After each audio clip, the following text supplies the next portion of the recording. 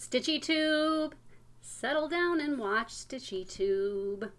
I don't need to share this, but I just talked for like 15 minutes and then was like, I feel like it's not recording. It wasn't. It wasn't. Those things are forever gone that I said. But this is episode 57 of StitchyTube, the bonus issue. And you will find out why it's the bonus issue sometime soon.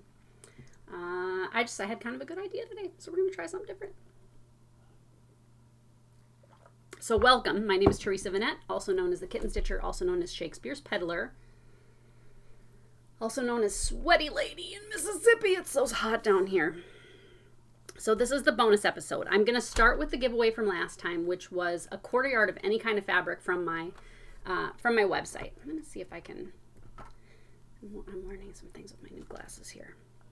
So Lisa Nepsund won a 1/4 yard of any fabric from my website, and the question was, what's your peaceful place? And she said for her, her peaceful place was alongside Lake Superior in Duluth, Minnesota, listening to the waves, and that sounds really nice. I can say I have been to Duluth several times as a teenager for speech and debate tournaments, and I think their tournament was regularly in January, and so Duluth in January is not as nice as Duluth in other times of the year because it was so cold there. It was so cold. The wind whips over the lake, and it's just, you get that cold lake air. But that was her peaceful place. For next time, the giveaway is, now see, I put some things away already because I thought I was done talking about it. So you may recall that I think on several videos I've talked about my project Hannah Pepper that I've stitched on off and on for a few years now, and I've made good progress on it. It's a reproduction sampler that appeared in Fine Lines magazine. Whoopie-doo. Well, oh, don't put it in your mouth. It's just a habit. It's a bad habit. So here's this reproduction sampler. I'm stitching it on 40 count something by R&R, and it's, you know, it's like a tea coffee dyed fabric. And you can see I'm kind of hesitating on the verses because both verses are, the first word is over 2 and then the verse is over 1. And I don't like stitching over 1 on 40 count. I do put it in my Q-snaps. I do rest that on my bosom and I stitch. And I feel like it's very neat and tidy that way. I do full cross on 40 over 1. I just think it looks better that way. That's just how I like it. I've tried, you know, the half stitch, and I just think to me it looks incomplete. I don't love it. And if it's good enough for these girls, it's good enough for me to stitch over 1 full cross. So, I don't know, a number of months ago, I think it was Alma from Blackbird Designs contacted me and said, hey, do you, I see you're stitching that Hannah Pepper, do you sell that in your shop? And I said, no, it's in a magazine that, you know, was from almost 20 years ago. But I said, I found you some on eBay, and I'm sending you the complete set. It's a 4-issue set that the magazine was in. And so I sent it to her because she was interested in doing the project. So I bought an extra set. This seller had a couple sets, and some of them are the original magazines, and then some are the reprints. I know at one point they had reprinted. And so some of these are the reprints. Maybe just, 2 of them are reprints and 2 of them are the original copies. And I don't know what the story is. I did crinkle the main issue in storage. Sorry, guys. So this is the first with Hannah Pepper. And so here is their reproduction, which they did on like cream, you know, fabric and brighter colors. And I'm doing mine in darker colors, and I'm even considering over dyeing it when I'm done because I'm brave like that. And I want it to look old. But it's such a pretty sampler. It's so pretty. And I'm just stitching mine in just various and sundry colors because their colorway was too bright for me. But it's pretty. It just wasn't what I wanted to do. So you get all 4 issues. I bought you the whole set for one of you. And you get this one, and this has got a really cool sampler from Exemplars from the Heart, Winter 2003 Fine Lines. And then this one has a white work on the cover here. And then this one's got some like, oh, it's hardanger, some hardanger. And how neat. And then they do have a lesson in this one. So the chart actually isn't in this one. This is the last issue, and it's how to make your frame look like their frame that they had. How to faux finish a frame. I don't know if they show you what it looks like. Let's see. Let me see. This one's in black and white. it would be fun to learn how to do that. I don't know if they actually have a picture of, oh, I don't know. Now I'm not seeing it. Oh, that was the wrong one. Learn to faux frame paint.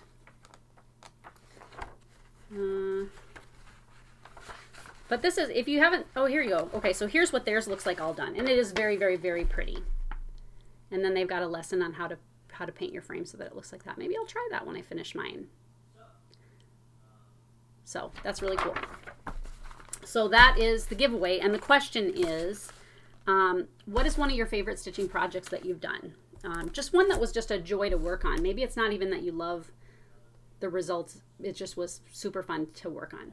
So that's the question. But because it's the bonus episode,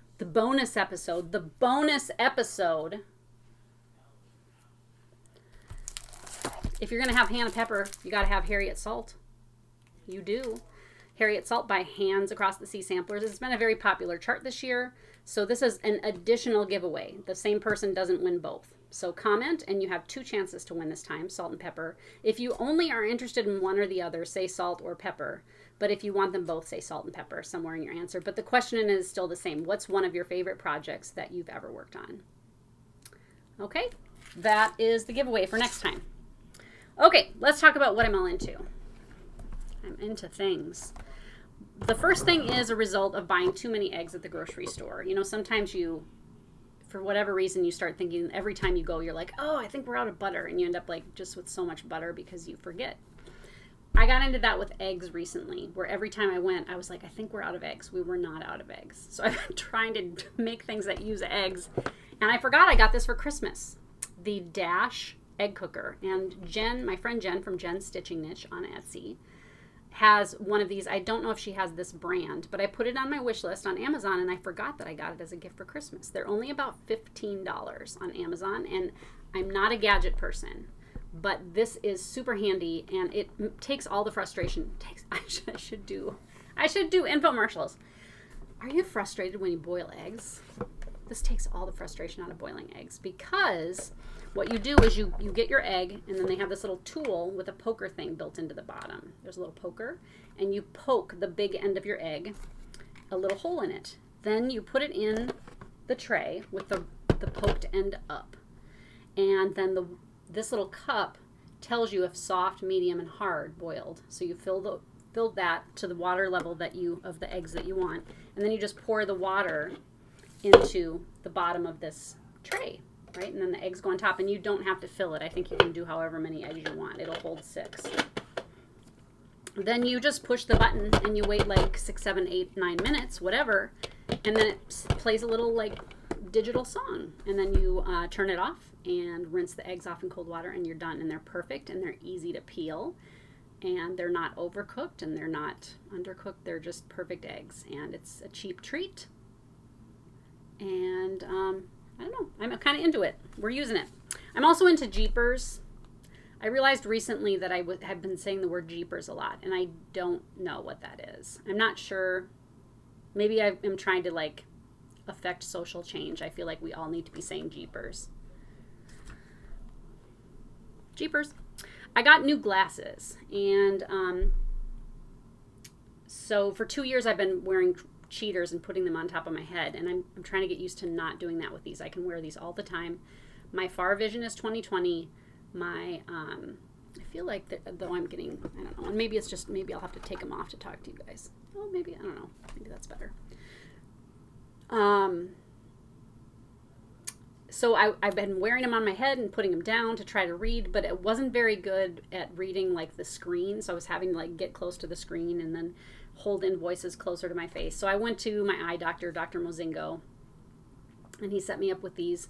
The top, there's nothing, but then they're good for these, you know, kind of closer tasks that I need to be doing. They're not strong enough that I can stitch with them, but I have a pair of prescription readers that I'm still waiting to show up, and those I will be able to stitch on 40 count, which I'm excited about. But this has made a significant improvement in my productivity and the ease at which I get through the day.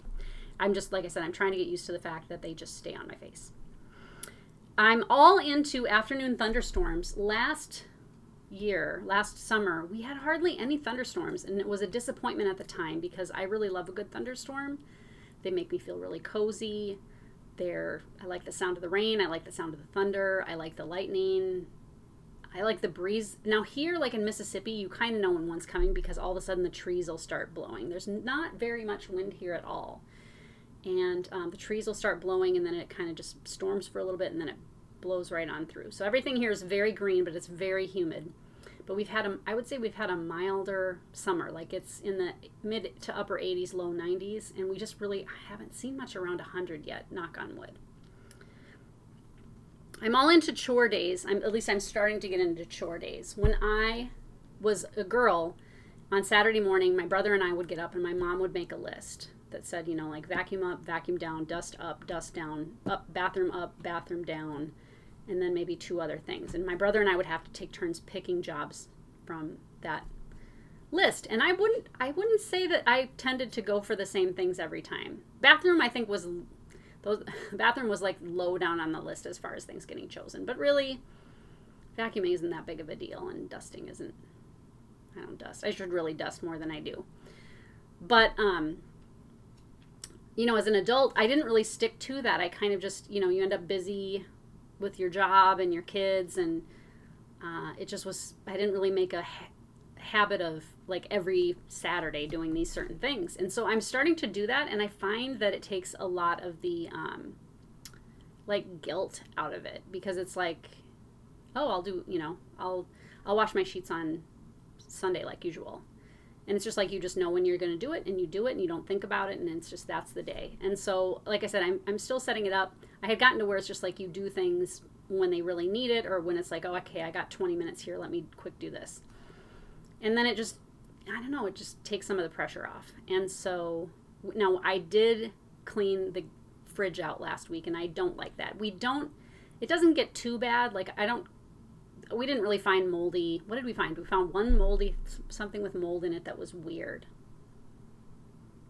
Olives. It was olives. Like a jar of olives still in the juice and everything, and it had a weird layer of mold across the top. So, who knows? But, you know, you kind of get the shelves get kind of filmy, and you get like vegetable detritus in the bottom, and so I hate doing that. Graham helped me with it. It's always very putsy.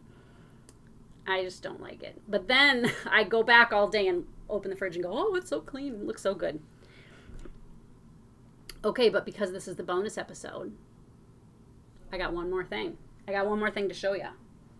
I did this a while back. I sold these jars. I still have a bunch in my garage. I'll sell them at my shop, I guess. These mason jars that are like giant mason jars. And I filled it with buttons. So like I sell a product called Granny's Button Bag on my website, which is old buttons. And I kind of look around for lots of crusty old buttons. And I bought a set that I thought was going to be good, but they weren't really quite as old as I would have liked. There were some older ones in there, but it was a lot of just pearly, you know, buttons probably from the 50s, 60s, and 70s. So I didn't really want to sell them like I do normally, because I really like them to be older than that. But I hated to not, you know, I was like, do I just donate them maybe? And so I put them in this jar, and I just use it as a decor item on top of one of my bookshelves. And it's kind of cool. And I guess if I need a button for something, I know where to go as long as it's white. That's what I'm all into this week. That is what I'm into. Okay, news. There's a lot of news. I mean, there's a lot of news, and then there's not a lot of news. I was telling somebody in the industry this week that it's been like Groundhog's Day every day this year, because it just feels like every day get up, pack orders. Every day get up, pack orders. Every day get up, pack orders. And the last week or two has been a little bit less, so I'm finding a little bit extra time to do things like shoot this video and catch up on some other things that are just, you know, you keep pushing things back, and pretty soon they're back up against the wall, and you can't push them back any farther than they are. And I'm not complaining about that. I'm just saying it's been a very busy year, and it's tons of fun. Like I was thinking, like, this is like one of the best years ever.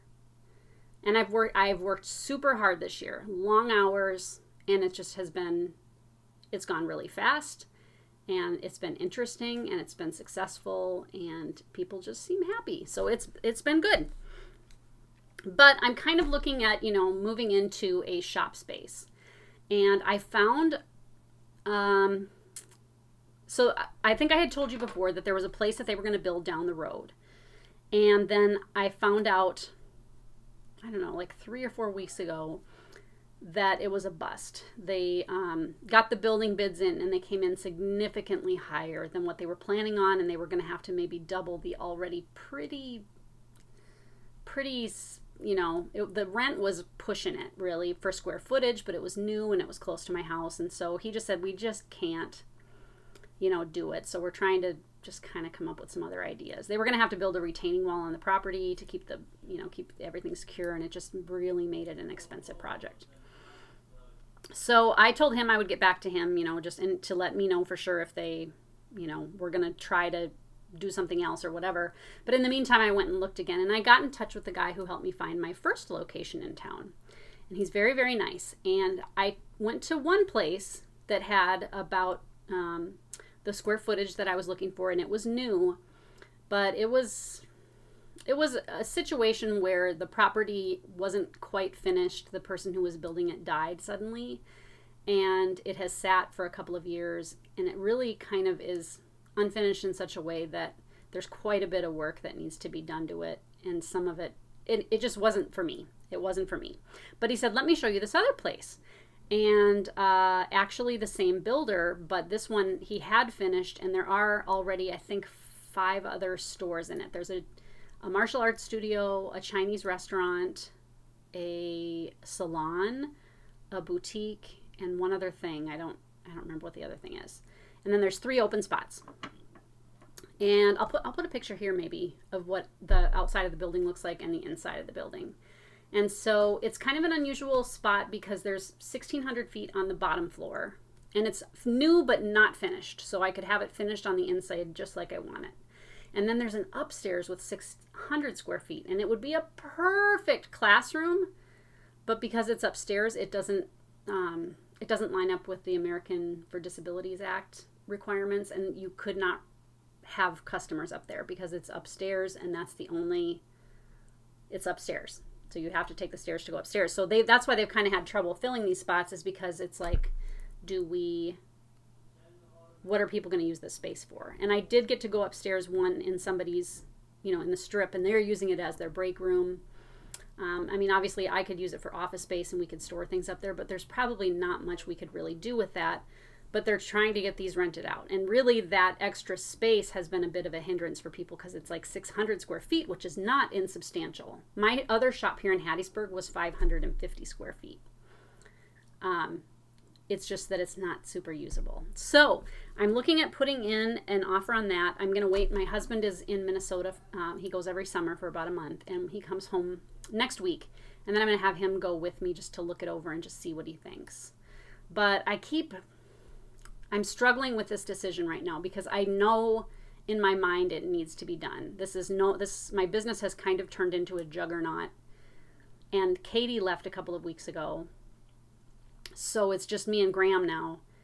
And like, I'm thinking forward to even like Nashville next year. There's no way that the 2 of us could do it without me having a nervous breakdown. I mean, it's a good problem to have. I don't want to hire other people to come into my house.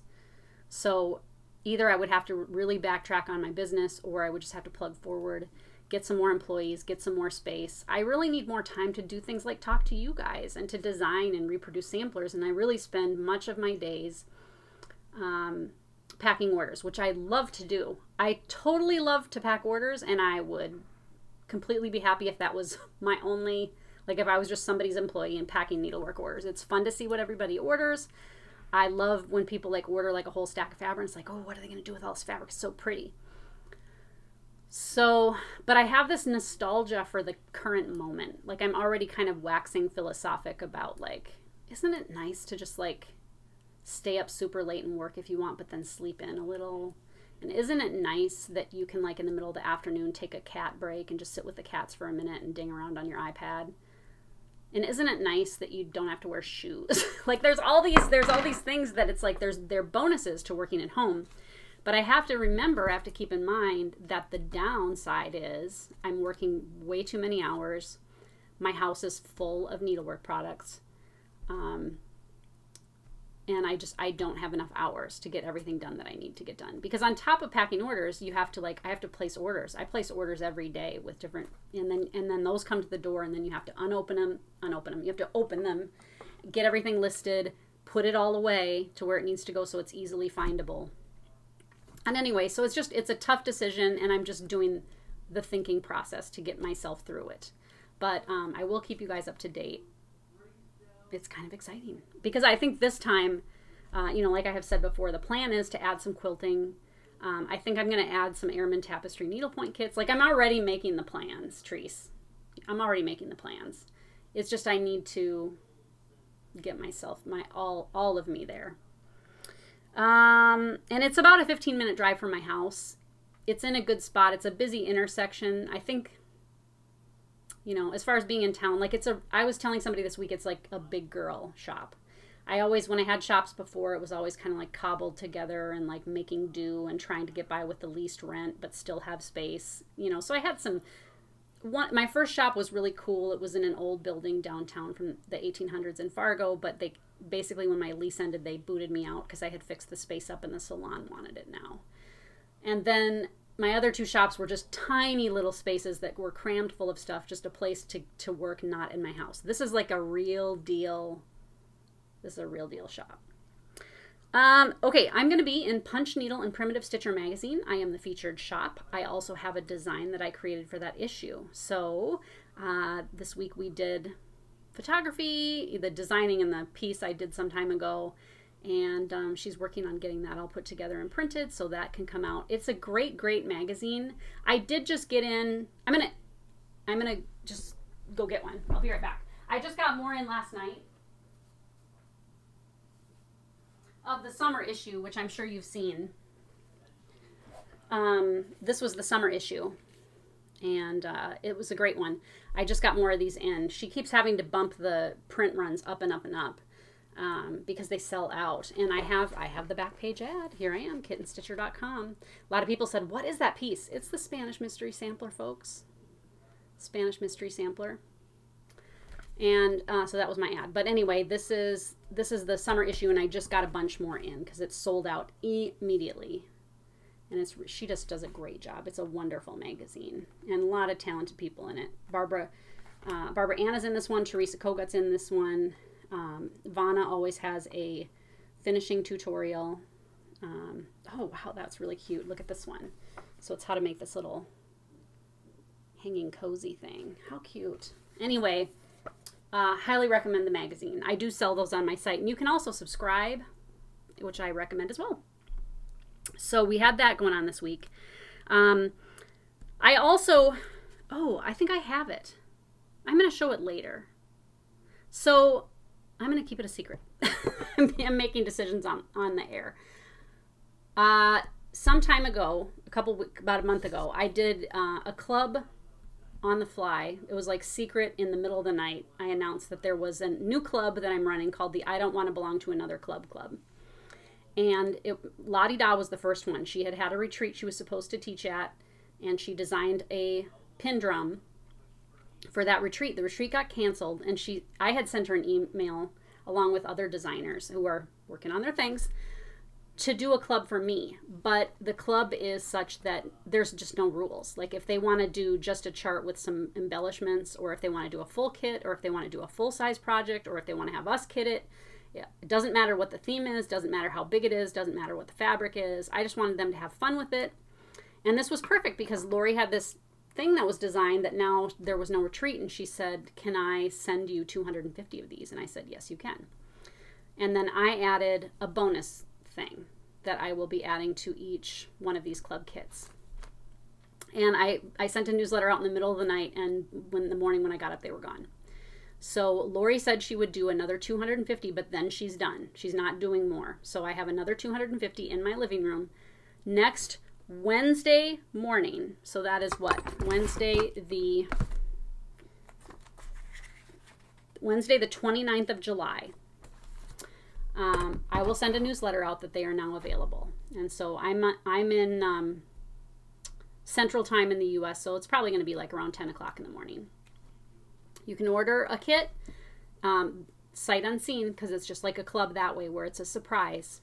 And this kit comes with fabric and threads, and it comes with a handmade pin thing, and that's part of the reason she didn't want to do more than another $250. There's a handmade like counting / picking pin that she makes with like jewels and stuff on top, and she said they're a pain in the butt to make.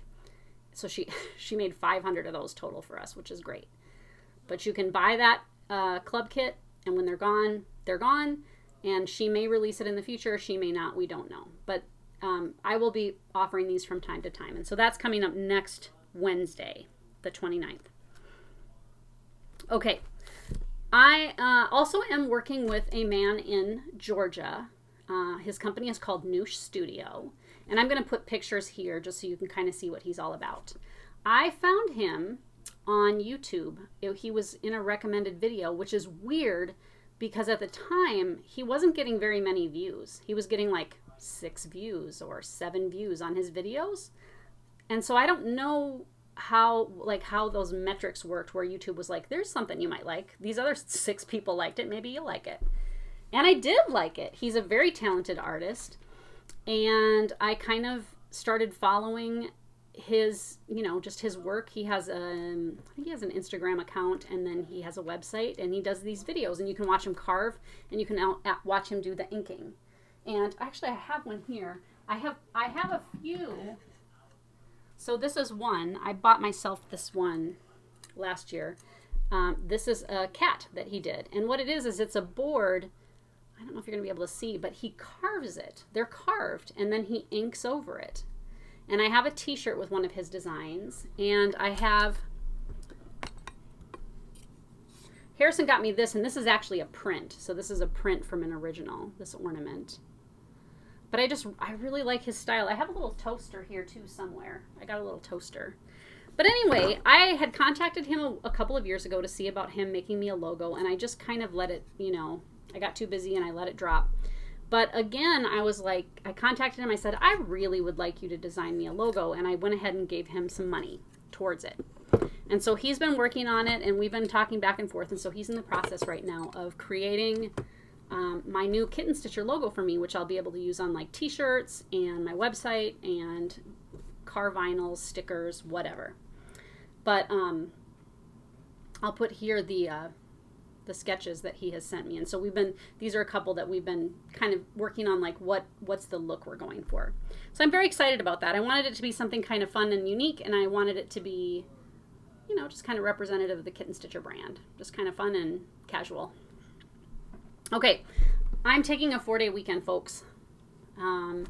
Today is Wednesday. I'm going to work tomorrow, but then Friday, Saturday, Sunday, Monday, I am taking 4 days off. I think the last time I made an actual video, I talked about taking a week off. And I was like, oh, I'm going to do all this stuff. It's going to be great. I did not take a week off because it was too busy. There were too many orders. And so like the first day or two, I mostly took off. And then I just didn't because there was too much to do. And so I knew it was probably time.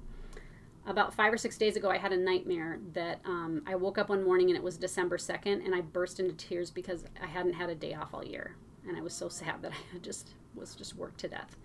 So this Friday, Saturday, Sunday, Monday, I'm not working. I will leave the website up and functional, so you will be able to place orders. It's just we'll get to those on Tuesday because I have to have some time off to not pack orders, even though I love it.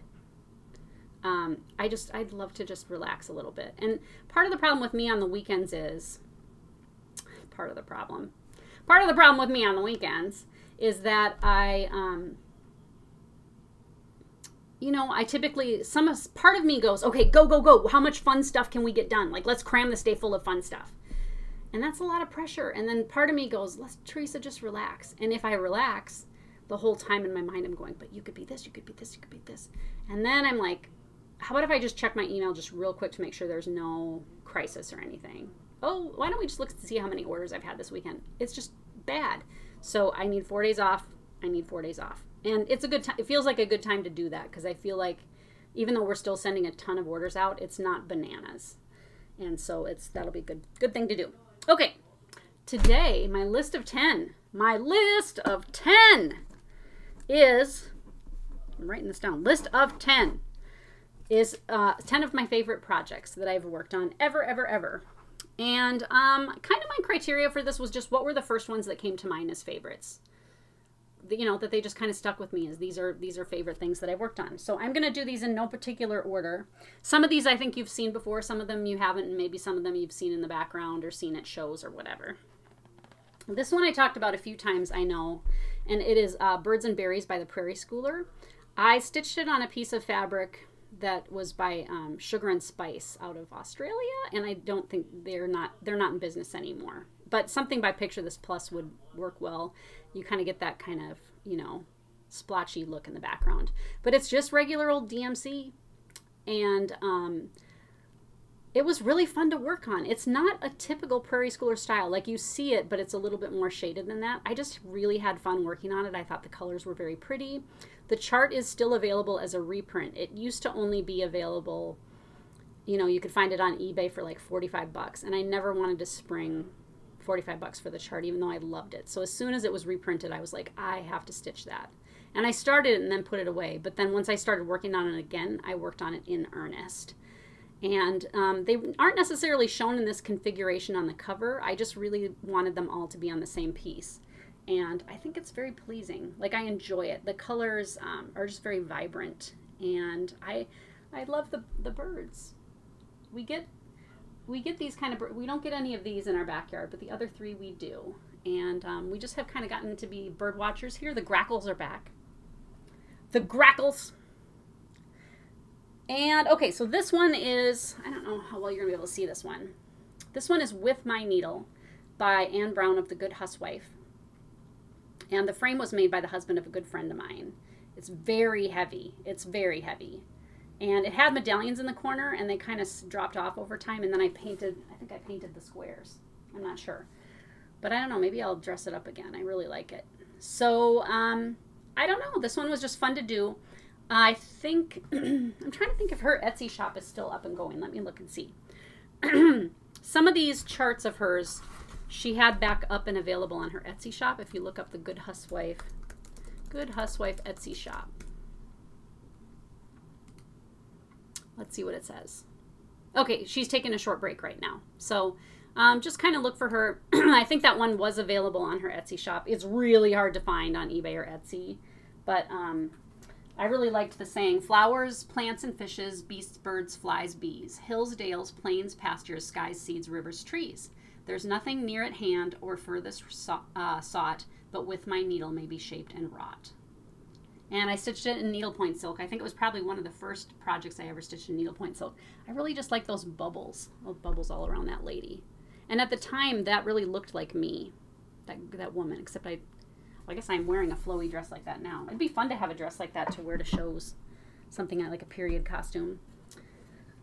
This was super fun to stitch also. Spooky Countdown by the Primitive Hare. It's a chart we sell a lot of here. I think I'm out right now and I have more on the way, but it was super fun to do. I stitched it on, it was either probably flax, Newcastle 40 count flax, and then I over-dyed it when it was done. It's just DMC floss. I took it to work with me when I worked at Barnes & Noble, and I would work on the square. I could get a square done during a lunch break. So it just was really fun. There aren't that many colors in it, and I just love the way it turned out. The frame I got at Neblets, which I love. It looks like like when you make a bonfire and just the wood that's left, it's all kind of just burned and charcoal-y. But that one was really fun to do. I really, really like it. When I take it to show, people really like that one. Okay, so this one is farther back. Did I date it? 95. So I was 25 years old when I stitched this one. And it is a Mary Engelbright pattern. You can probably find this one on eBay. It came in a book with multiple other patterns. Life is Just a Chair of Bullies. I was into Mary Engelbright for a long time. And I had this book, and I don't know if I stitched a few out of this one, but I really, really liked this one. And it's one that I still really do like. It's in the framing that I did way back then, and that's got a cat on it. I never really thought about that before. That was way before I had cats. But just plain old DMC, and it's on 18 count Aida. So this is probably that's probably about the time that I stopped stitching on Aida, was right about then. So I was 25. Yep. That was about one of my last Ada projects, probably.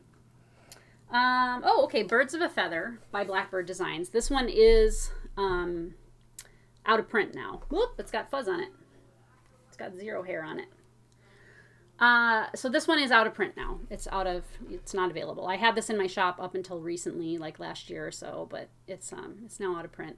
I know a lot of people online started doing this one. It calls for needlepoint silks. I picked just random sampler threads that I had. I used some limited edition stuff that I had. Again, not many colors in this. It's based on an actual antique that Barb and Alma had. And I just really like it. And the frame is one of those that like looks shabby, but it's new and it was expensive. But I think it was worth it. I just think it's so, so, so cute. But I always have this one hanging like right where I can see it, right by my desk. So this one is a long ago project. And I talked recently about the Davos fabric that I got at Northwest Fabrics. This was some of that Davos. And this piece is, oh, I don't have it on the back here. So this was from Cross Stitch and Country Crafts magazine. You can see it was 1992 when I stitched this. So I was 22 years old. I had a baby. And when little Harrison was young, I would hold him up to this picture and we would talk about the animals. And I still really like the design. Like it's slightly dated, but 92, I mean, that's 30 years old now. So I think it's really neat. I don't know the name of it. It's a Sandy Orton piece, I do know. And I think she designed a couple of different Noah's Ark samplers, but this one I just really liked. Mrs. Noah's got a bowl and a spoon. And it's just fun. It's just fun to look at. And, you know, like armadillos, like so, look at this little cute little armadillo and a cat, a little tiny turtle. So, and this was in an Eastside Moldings frame, and I used to carry those. I had it framed differently at one point, and I reframed it into that, and I like it much better. This is another Anne Brown piece called June Morning. Again, just DMC. I'm noticing a trend here. Maybe I need to switch back to just using mostly DMC. This pattern is no longer available, and I don't think she was selling it in her Etsy shop. I don't have the pattern. I don't know where it is. It's gone. I either loaned it out or I sold it, or I doubt I threw it away. I gave it away or whatever.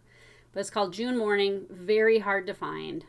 And it's just kind of a quirky piece. It's not really, holding everything at an angle, it's not really her style, but it is. Like the colors are very vibrant and bright. And the fabric has faded a little bit. This was, I think, R&R Ink Spot Blend, which is a color they don't make anymore. And I did a double frame. I was into double framing for a while with the Eastside Moldings frames. Ruth Sparrow started doing that from Twisted Threads. And so it's a, you know, charcoal black frame with this cherry red interior frame. And I think it's really cool. But I still enjoy looking at this one, and it was fun to stitch. There's a lot of stitching in it. You know, some of those blocks are really pretty solid stitching. 32 count on that one. So this is on 40 count silk gauze, and this is a Kathy Barrick series. So it's not all one chart. It's 5 individual pieces: charity, faith, honor, hope, and love. And I have all 5 of those charts in my shop. I stitched this on 40 count silk gauze over 1 with the needlepoint, you know, with the tent stitch, because that's how you do it. But there you can see it's super cute. And just to kind of illustrate how big it is, it's tiny, right? You can see my finger. I mean, everybody's fingers are different, but I think it's really cute. So I just stitched it on the silk gauze, and then I filled the entire background in black. It went really quickly, actually. And I think, like, so this is, the piece is 1 1/4 inches. This is 1 1/4 inches. It's tiny. But I think it turned out really cute. I love the frame. I had my frame shop mat it. And I just think it's really, really cute. And because the frame is kind of, it's not deep, but it can stand on so I have it back there standing on top of one of my shaker boxes. So I really, really like that one. Everybody's been into Kathy Barrick's, her new things, of course, but like the old stuff, I've been selling a lot of Carriage House samplings, and I actually have some more on the way that are some of her older ones that I didn't have for some reason. I have quite a few of the Carriage House samplings, like kind of greatest hits. She had a pretty substantial back catalog. Let's see if I can look it up here. So Carriage House sampling. So I carry 127 of her patterns, which I know she had over 200 at one point. Okay, this one is, I know I've shown fairly recently. It's the Village at Hawk Run Hollow. And I finished this last year and framed it, and I love it. It's one of my favorite pieces that I've stitched. It was fun to do. I did not fill in the square on this one black, and I'm glad I didn't. And otherwise, I just used the needlepoint silks as called for, and I really had fun stitching this one. I think my favorite square is that one. I thought it was going to be this one, which I still do love it, but that one was, I think, turned out really neat. So this one is still available. And she's got a whole series of Hawk Run pieces, but I'd like to do the houses also. Maybe I'll start that one. Maybe I can start a few things this weekend. I don't know what I'm going to do. I do get to go see Jen, which I'm excited about. All right, and number 10 is The Farmer's Alphabet by the Prairie Schooler. And this one is reprinted, and I have it on my site right now. This was fun to do, and she has a bunch of alphabet kind of series like this, and these are also great quick little, like if you have a lunch break that you need to fill, like these little squares are not big, and so you can get, you know, if not a whole square done, a goodly chunk of one. And it's just DMC floss again, and really cute. Hers called for Jobelin, and I don't love to stitch on Jobelin, so I stitched mine on, I think it's a 32 count. Yeah, it's just a 32 count. It's probably lamb's wool or something like that. And I think it turned out really cute. And this hangs in my kitchen, and I love it. And I think it's really cute. So that's number 10. But because this is the bonus episode, Sophia by Summerhouse Stitchworks, and I just put this back up on my site. You'll find it in the What's New section. This one was a pattern that my friend Jen was gonna stitch, and then she decided not to, so she gave me the pattern and I stitched it, and it's in 4 colors of DMC.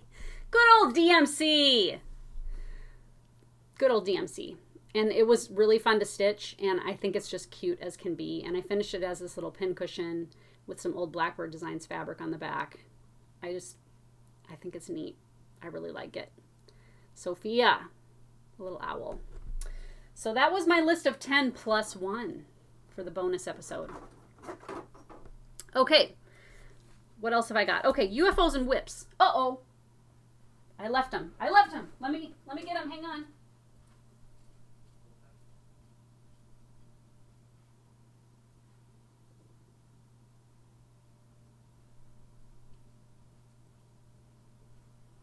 So just to show you guys how much I love you, I ironed these because, you know, I don't want to show things off in their wrinkly state.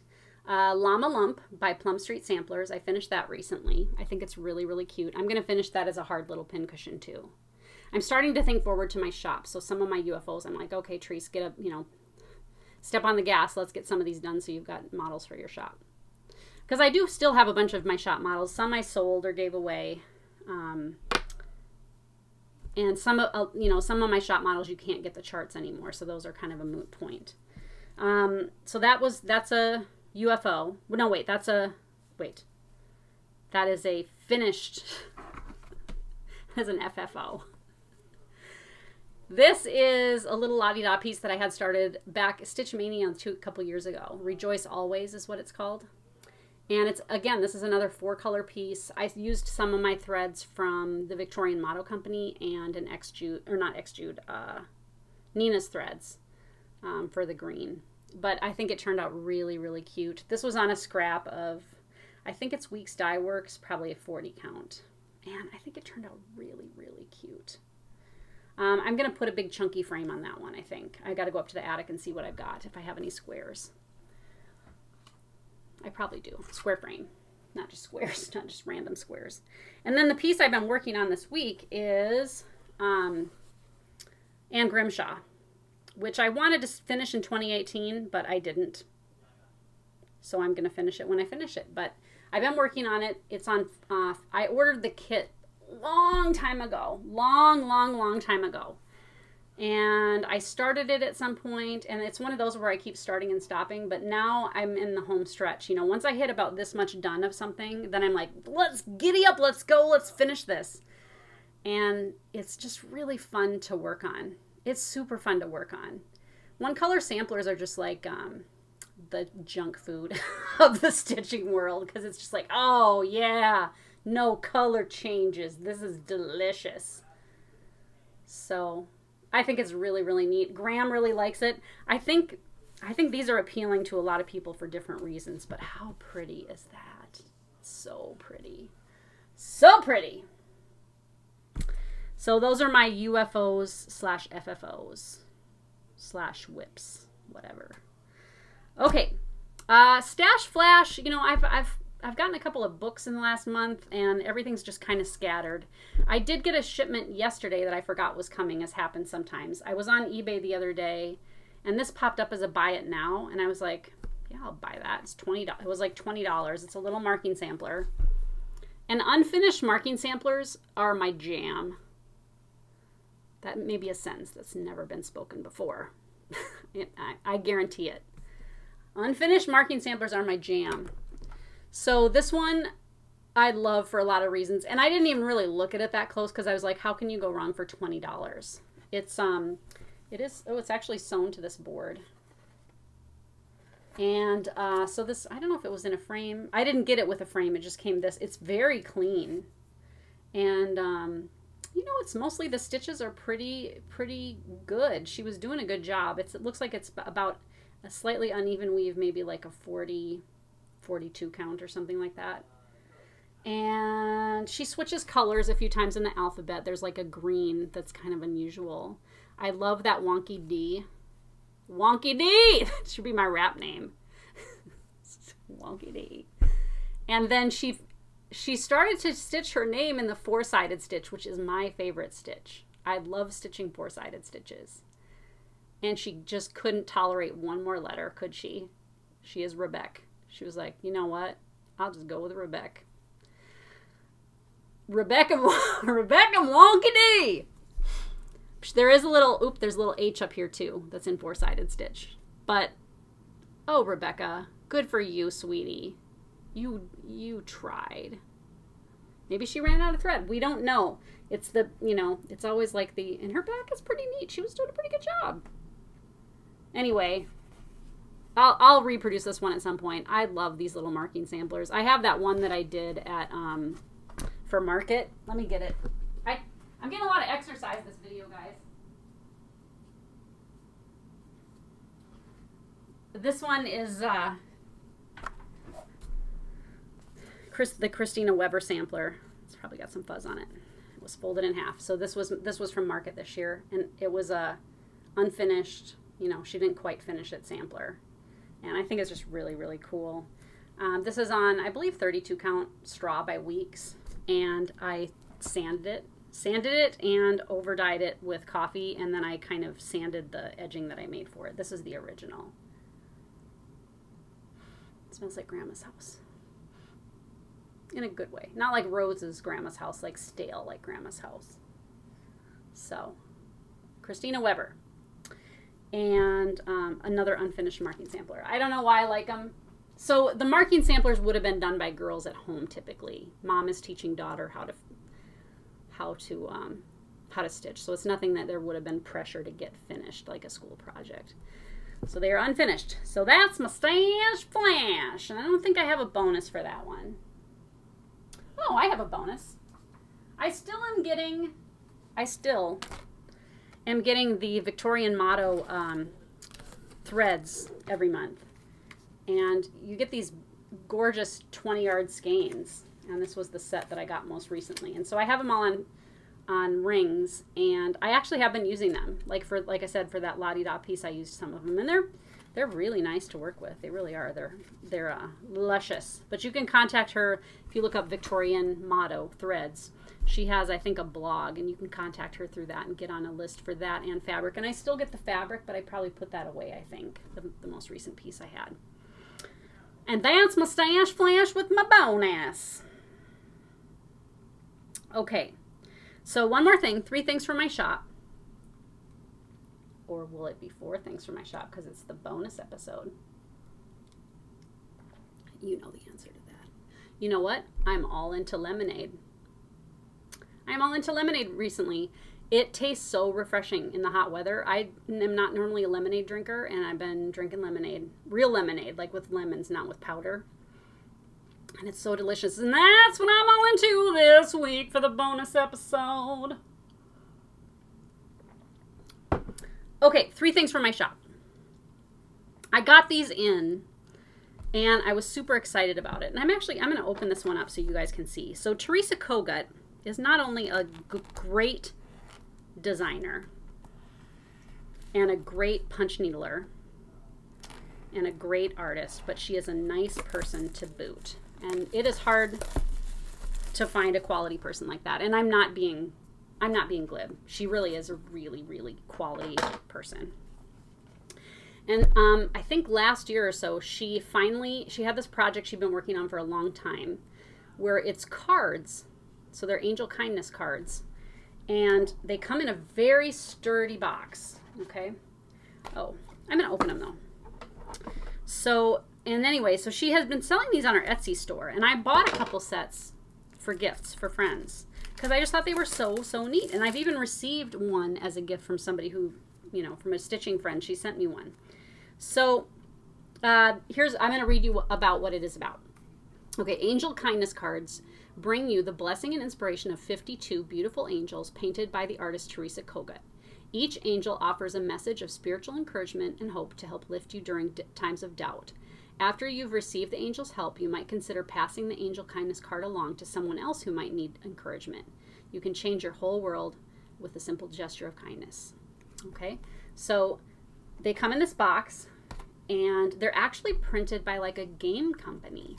And I had contacted her and I said, can I buy those from you wholesale? Can I like sell them on my site? And she goes, not for me, but she said, here's the company that's printing them and you can buy them from them. So I did. I contacted them and they're very nice people. They're really nice people. Like they came and looked at my website and they were like, oh, your website's really cool. But they don't sell needlework supplies. They sell games. And so they're very sturdy cards. And each card has an angel face or an angel, and then a sentiment on the back. So what this one says, when one door closes, God opens another, leading to a better, brighter future. And I'll read a few here. So this one is, live with courage and share your light with others. And this one's really pretty. God created you with special talents and gifts. Embrace your uniqueness. You are extraordinary. They're very pretty. So you get 52 different ones. 52 different angels. And I just think they're so pretty. And, you know, this is my set now. Because what I do I have one? Let me see if I can just show you what I do. So sometimes I dress up my needlework that's on the wall. And you can take a card like this and press on your foam board just a little bit. And tuck something in the corner like that. And it'll just stay. And so sometimes I do that, like just tuck them on a mirror or on a piece of needlework, and then you've got like a little jewelry for your piece of needlework. But, you know, like it says in the card, I got one of these in a card from a friend, which you can do. You can give these to friends, or you can just keep them on your bedside table and once every day, like pick a new card and see what you can think about today and what's pretty about today. You could frame these. Like there's a ton of stuff you can do, but it's such a great, great idea, and I just love that it's a way to own some of Teresa's artwork, you know, kind of in miniature, like carryable form. You know, but they make great gifts too, just the card sets. I think how much are they? Let me see. I think they're, oops. So it's $22.95 for 50, you get 52 cards. And it's just a really good quality product. So that's one thing from my shop. Another thing from my shop, I'm almost out of these, and I have another design on the way, is these notebooks. And I'm having these printed. They're a nice glossy cover, and they're, you know, ruled pages. I had the option to go with blank pages, but I thought ruled pages is more helpful for most people. I would have loved, you know, graphed pages. But it's just this is Gloriana Silks. It was a photo I took, and I've taken some other photos, and I've been designing some other notebooks, but I've sold, people are buying these, you know, 6, 8, 10 at a time. And so I have a new design that's on the way, but I will show that when it's in. But I like this next one, and then I have another one in the works that I really like too. But they're, again, a great gift for a stitching friend and a way to kind of celebrate your love for things that are pretty. You can't not love Gloriana Silks. You can't. I forbid it. So that was item 2. Oh! So, you know, I'm carrying Moda fabrics, and recently I finished my first bolt. I sold an entire bolt of something, not to one person. Over time, I sold enough that I used up all the rest of the bolt. And I mean, I'm close on other bolts too. I'm not saying just that one. But this fabric came in, and I can't stop loving it. It is recipe cards. And I love it. I'm trying to remember her name. Oh yeah, Kathy Holden. So it is actual old recipe cards, which I think is just super cute. Would be super cute project bags, would be super cute apron with recipe cards on it, or like placemats. I love it. I mean, when I saw it, I ordered multiple bolts of this because I was like, this is one of the best things I've ever seen. And really, her fabrics in general are very cool. Really, you know, kind of vintage flea market stuff. And they're just really, really neat fabric. Okay, but because this is the bonus episode, oh yeah, I have one more thing because it's the bonus episode. Bonus episode. I'm carrying all kinds of weird stuff that it's like, okay, people can't find this. And I had to go looking for these. Brenda G from With Thy Needle and Thread has a bunch of these little oval designs that are meant to go on these paper mache oval boxes. And when I finished this one, it's a 3 by 5 inch oval box. I went to Hobby Lobby figuring surely, no, they don't have them. So I actually had to go online when I was finishing mine, and I think I ordered 6 of them because I was like, I just need to get multiples because they're not terribly expensive. And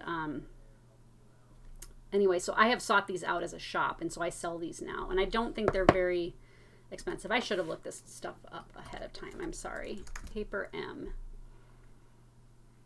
Yeah, so they're $3.50. But they don't come finished. They come like this. But her instructions are super thorough, and if you follow them to a T, you get a good result. And if you follow them to a Q, you don't get a good result. So, and I put some paper on the bottom of mine too because I thought it was cool, some vintage kind of scrapbooky paper. But it's just craft paint from the craft store and some wax, and it just turned out really, really cute. I'd like to do the others in the series. I know she's got there's a Kringle one, there's a witch one. I wish there was an Uncle Sam one, but they're really, really cute. So I've got those paper boxes too. And that's 4 items for my shop because, you know, bonus episode. Whoopsie-doo. So that is it for today. That was all I had to talk about, and I think 58 minutes and 1 second. I can yak. I could talk all day. Someone once said, like, you're really good. I'm like, I could literally talk all day. My husband is a saint. He truly is a saint. So the plan for the rest of the day is I think we've got about 40 more orders to pack. So, but I got to edit this video and get this up. And I am looking forward to having a 4-day weekend. And just, I don't know. I'm trying to decide if I want to really map it out or not map it out too much. It's going to be what it'll be, but it's going to be relaxing. And the thing is, I have to, I really have to give myself a stern talking to sometimes where it's like, Trace, you're crying in your dreams. you're literally dream crying because you're working too many hours. That's a bad sign. That's a bad sign. And one of the things I've been working on, this is another thing that I'm all into. I read a book recently called Unhealthy Helping. Some of us ladies are helpers. I think a lot of us are. And, you know, you're kind of taught that being a helper is like a good thing. It's a good trait to be a helper and, you know, do your part to make other people's lives easier or better in some way. And it soon becomes like an identity for yourself, you know, where you're like, I need to help people. And I had an afternoon So it was at the start of that week. So I was going to take a week off, right? So Saturday morning I woke up and I was like I was feeling really antsy, like just kind of anxious. And I was kind of pacing the house because I was feeling like there were things I could be doing or should be doing. And I was like, Treese, you gotta relax. You gotta take some time for yourself. You need to do this. And so I went and sat down and I picked up my iPad, and there's this little game I play called Heyday, which is kind of like Farmville. And I picked it up and I literally out loud said, let's go see who I can help. You know, like, because you can go to other people's farms and like do things for them. And I was like, that is ridiculous. That is ridiculous. You literally just gave yourself a stern talking to about not doing so much for other people. Because I was feeling like I have customers who might need to talk to me. I might need to answer emails. I should pack some orders. And I was like, you need to take some time just for yourself. And I literally, within 30 seconds, was already looking for a way to help other people. So I went online and I got this book called Unhealthy Helping. And it's not about eating. It's about being the type of person where you're constantly putting other people ahead of yourself. And then you just pretty soon get overwhelmed and you can end up just having a real bad time. Because it's, you know, that whole idea of putting your mask on before you help other people, right? When you're on the airplane, they say if your masks drop down, make sure you can breathe first before you help the person next to you breathe. Because you can't help people if you're not taking care of yourself as well. So I got this book and it's good. Like, I would recommend it if you have that kind of personality. It's a good way of saying, this is a thing. You're a helper and that's nice, but sometimes you help people when they don't need to be helped.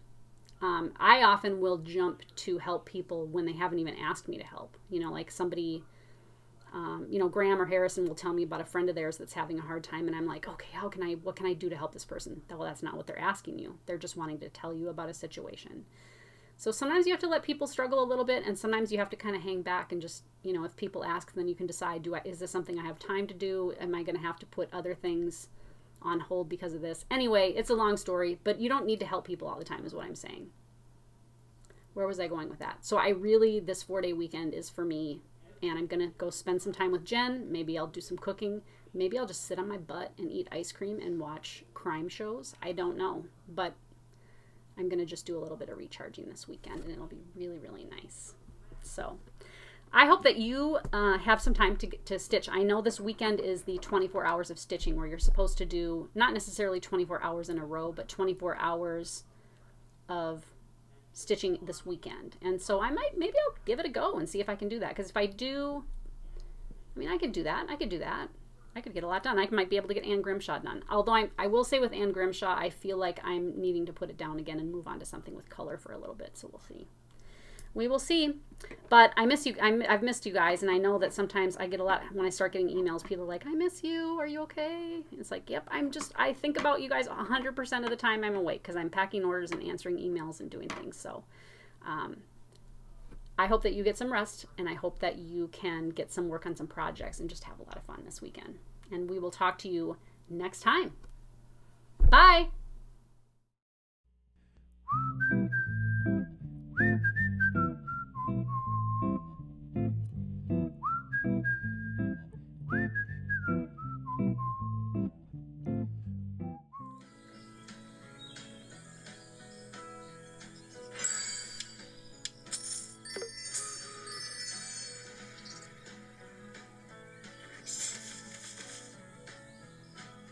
Bonus episode.